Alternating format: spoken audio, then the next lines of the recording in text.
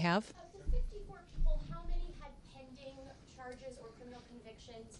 And I'm wondering, ICE's own data in New York City shows that over the last year, between January and October, 70% of the arrests that ICE did in New York City had no criminal convictions or pending charges. Should New Yorkers expect that trend to change? That's higher than the nationwide average. If you look across the nationwide average, we have 70% of the individuals that we've arrested and detained have criminal convictions or charges against them, either in this country or other. Have no criminal charges or pending cases. So should that trend continue? We're continuing to do our work to bring those criminal illegal aliens to justice. And ICE will continue to get up every day and do what they can to protect New York City.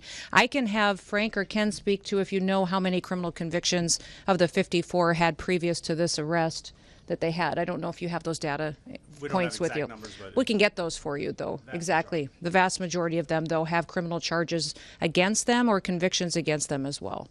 Yes. Where were the 54 people from? Were they all part of the Trinitarios? And what's their immigration status? Again, loosely affiliated to the Trinitarios. I want to make that clear.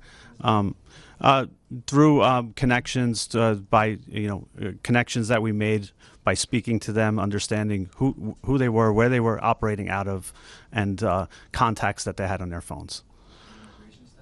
Immigration status, all illegals. So this loosely connected mean they just knew someone who was in the gang? They were not members? It varies.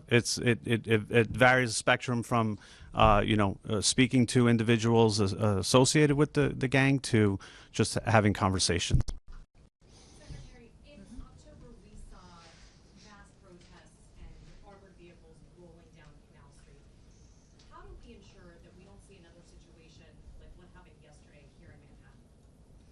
What I would encourage everyone to do, and especially your elected officials, is to bring everybody together to talk about partnerships and start working with ICE and start working with CBP as we bring criminals to justice. And many times your policies and the rhetoric coming out of elected officials has divided people and pitted them against each other. Our job every day, and what President Trump promised to do, was to protect every single American, no matter where they lived in this country, that he was going to make sure that we weren't going to have more victims in this country.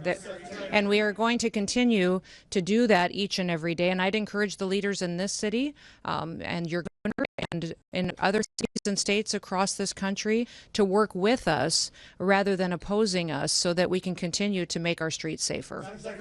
Yes, right here.